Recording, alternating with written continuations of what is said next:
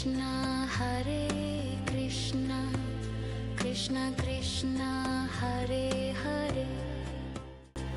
भगवद गीता में श्री कृष्ण अर्जुन से कहते हैं, अध्याय 5 श्लोक 6, संन्यास्तु महाबाहो दुख माप्तु मयोगत योग युक्तो मुनिम ब्रह्मा नचिरेणादि गच्छति।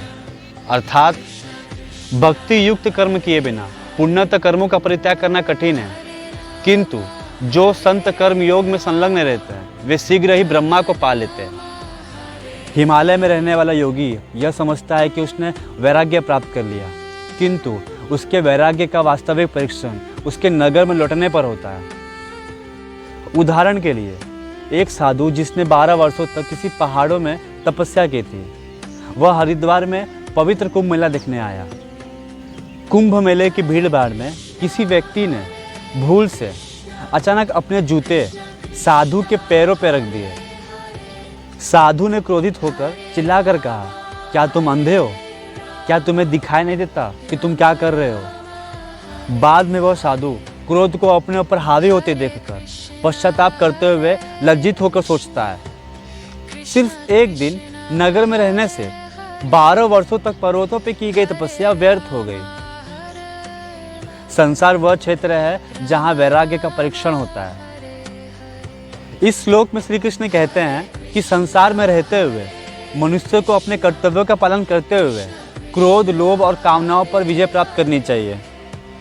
यदि इसके स्थान पर कोई पहले ही अपने कर्मों का त्याग कर देता है तो मन को शुद्ध करना अत्यंत ही कठिन हो जाता है, और शुद्ध मन के बिना वास्तविक व्यक्ति होना स्वप्न के समान है। अर्जुन एक योद्धा था।